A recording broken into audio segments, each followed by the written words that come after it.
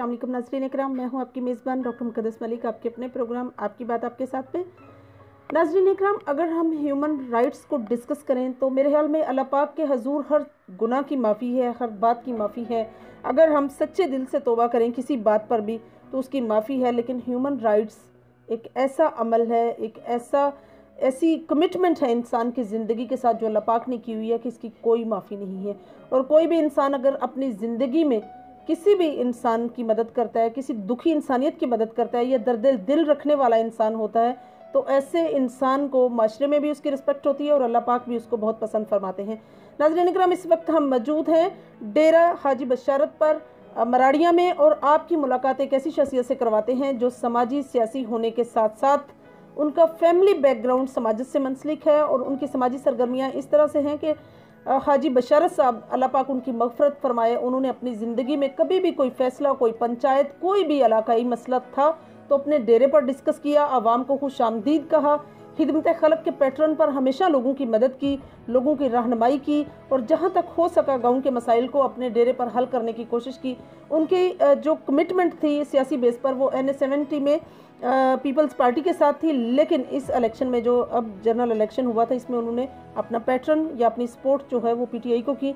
तो आइए हम डिस्कस करते हैं उन्हीं के बेटे चौधरी आबद बशारत साहब से, जो ओवरसीज़ पाकिस्तानी हैं और इंग्लैंड में उनका कारोबार है और सिस्टम है, और साथ ही साथ नेज़ाबाजी भी करते हैं, आप घुड़सवार भी। अस्सलाम वालेकुम जी। वालेकुम सलाम। कैसे हैं आप? जी शुक्र अल्लाह का। आप सुनाए बाजी? ठीक है अल्हम्दुलिल्लाह। अल्लाह पाक बहुत शुक्रिया आपका और आपकी टीम का जी जी जो इस वक्त डेरा हाजी बशारत पर आपने आए हैं। जी, thank you so much, most welcome sir, most welcome. सबसे पहला मेरा सवाल ये है, चूँकि आपके बाबा माशाल्लाह से बचपन से ही आपने देखा कि बहुत बड़े समाजी वर्कर थे, तो बचपन से जवानी तक का आपका सफ़र कैसा गुजरा? जी अल्हम्दुलिल्लाह जी, बड़ा अल्लाह के करम से हमारे वालिदैन ने हमारा बड़े अच्छी परवरिश की माशाल्लाह। जी हाँ, शुरू से हम गांव में पढ़ते थे, उसके बाद ये जर्नल स्कूल है सर्विस मोड़ पे, उधर हमने तलीम हासिल की और उसके बाद हमारी फैमिली है इंग्लैंड में, तो मैं उधर ही 15-16 साल से उधर चला गया, आते जाते रहते हैं माशाल्लाह से, माशाल्लाह से।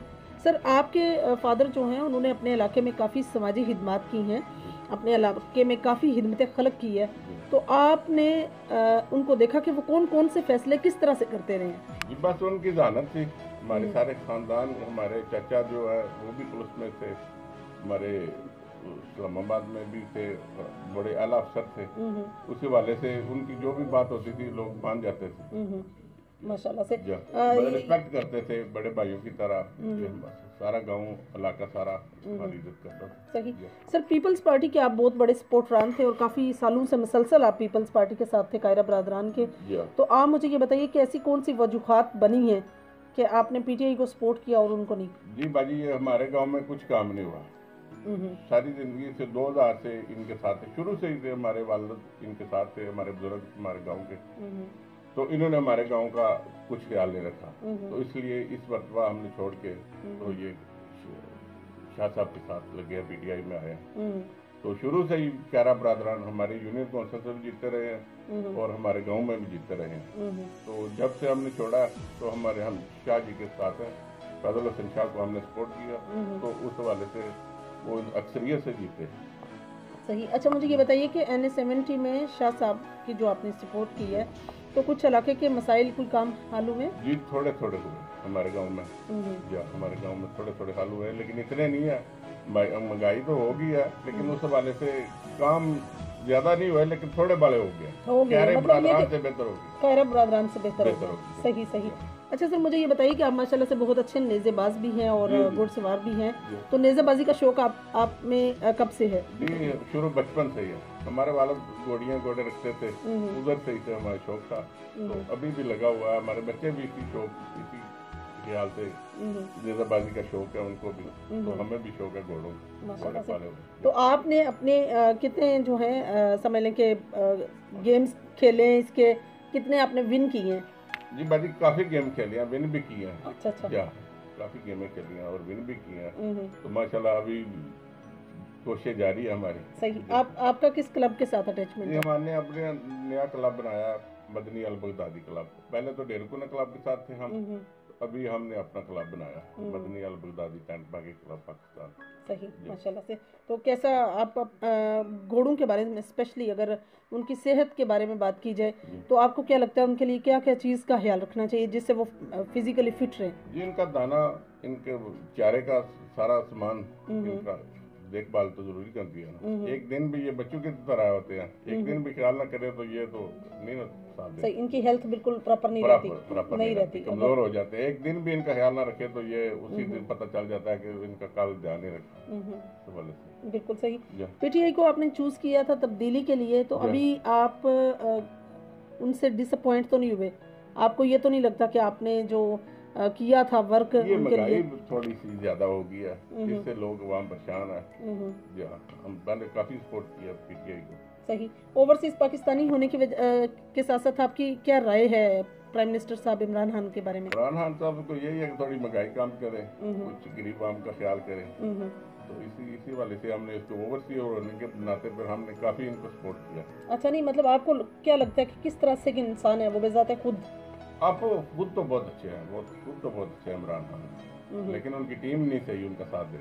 टीम सही नहीं, एक्टिव नहीं है। टीम नहीं सही। आप यानी कि आप अपने विलेज लेवल पे अगर बात कर रहे हैं तो विलेज लेवल पे रहने वाला बंदा इस बात को समझता है कि टीम एक्टिव नहीं है और प्राइम मिनिस्टर ठीक है। प्राइम मिनिस्टर तो ठीक है ना, ये सारी दुनिया को पता है प्राइम मिनिस्टर तो ठीक है, तो ये जो उसकी टीम है वो काम सही नहीं कर रही। बिल्कुल सही।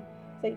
आने वाले दौर में आपका क्या इरादा है? आप कोई खुद इलेक्शन कंटेस्ट करेंगे या हमेशा एक संग दड़े के साथ सपोर्ट करते रहेंगे? बस संग दड़े के साथ ही रहेंगे इंशाल्लाह। हमारा कजन है नवीद आरफ, उनको मेरे ख्याल से हम खड़ा करेंगे, तो आगे देखिए क्या होता है। सही।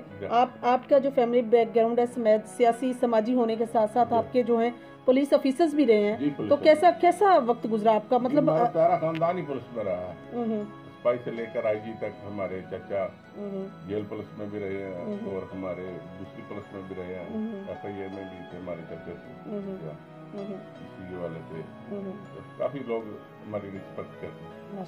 माशाल्लाह से। आप तो चलें, आपका तो कुछ काफ़ी टाइम जो इंग्लैंड भी गुजरता है और आफ्टर 6 मंथ आप आ भी जाते हैं वापस, फील्ड में भी टाइम देते हैं, लेकिन नवीद आरफ साहब के बारे में आपकी क्या राय है कि वो अपने इलाके में समाजी पहलू से टाइम देते हैं? जी, पहलू टाइम देते हैं। हर गमी खुशी पर लोगों की हाजिर होते हैं, ये मैंने देखा है जब मैं आता हूँ, तो हमें फिक्र नहीं, हमारे बुजुर्गों की जगह वो काम ठीक कर रहे हैं, जाते आते हैं, एक्टिवेशन अच्छी है माशाल्लाह से। अच्छा, जिस तरह से अगर आपसे बात की जाए तो आप संग दड़े के साथ आप एक अच्छी सियासी वर्कर हैं, समाजी वर्कर हैं, तो आप एक अच्छे वालिद भी हैं। जी, बात अच्छे वालिद भी। बच्चों की कोई इख्तिलाफ राय तो नहीं रहती आपके साथ? हमारी कोई इख्तिलाफ राय नहीं है बच्चों के, हमने कभी बाज़ औक़ात बच्चों में ये होता है ना, जो सब एक कहता है कि मुझसे प्यार करते हैं या इससे प्यार होता है, मुझसे नहीं, एक तरह का ही प्यार है। अच्छा, नहीं आपको लगता है ना, बच्चे तो नहीं कहते ना? बच्चे से पूछ ले आप। जी बिल्कुल ठीक है, सही है, बिल्कुल सही। अच्छा, तो आपको देखा देखी जिस तरह से आपने डेरेदारी का शौक जो आप में आपके वालिद की वजह से पैदा हुआ, आपके बच्चों में किस में ज्यादातर ये फन है? मेरा बड़ा बेटा उसमें ज्यादा फन है। मतलब उसको शौक है, वो सारा दिन इधर रहता है, स्कूल से आता है, जब मैंने बोला इतनी जल्दी क्यों करते, कहता नहीं मैंने डेरे पर जा रहा हूँ, जाके बैठना है, उसको ज्यादा शौक है। माशाल्लाह से ये खानदानी से हमारा शौक है डेरे पर बैठना। हमारे चाचे जान आरफ थे, नवीद आरफ के बुजुर्ग, उनको भी यही शौक था। नवीद आरफ को भी है, छोटा भाई है शराज आरफ, और मेरे बेटे भी इसी तरह ही है। इलेक्शन शराज कंटेस्ट करेगा या नवीद आरफ साहब करेंगे? शराज करेंगे। शराज की एक्टिविटीज जो है वो समझ बिल्कुल सही। सर, नेज़ाबाजी में आपकी सपोर्ट कौन करता है ज्यादा? नेज़ाबाजी में ग्राउंड सारी सपोर्ट करती है, तो सारी काम बता नहीं मतलब ये कि आपकी फैमिली में आपके बाकी मेरी सिस्टर भी करती हैं, बेटे भी करते हैं, और मेरे चाचा हैं जो इंग्लैंड में है वो भी जाता करते हैं। माशाल्लाह से ये बहुत बड़ी बात होती है अगर फैमिली का साथ जो है आपके साथ हो। दो इंग्लैंड में वो हमारे बहुत ज्यादा हमारा सपोर्ट करती है नेज़ाबाजी के, क्योंकि ये महंगा तरीन शौक है और इसमें तो काफ़ी एक्सपेंस होता है, तो जो सब आप किस तरह से हर चीज़ को मैनेज करते हैं फिर? बस अल्लाह के आसरे पे हो जाता है काम। अच्छा। सही बिल्कुल। सर, आप अपने इलाके के लोगों के नाम क्या मैसेज देंगे? भाजी इलाके का पैगाम यही है कि हम हमारे वालिदैन ने भी खिदमत की है लोगों की, बिल्कुल हमारे डेरे अभी भी खुले हैं।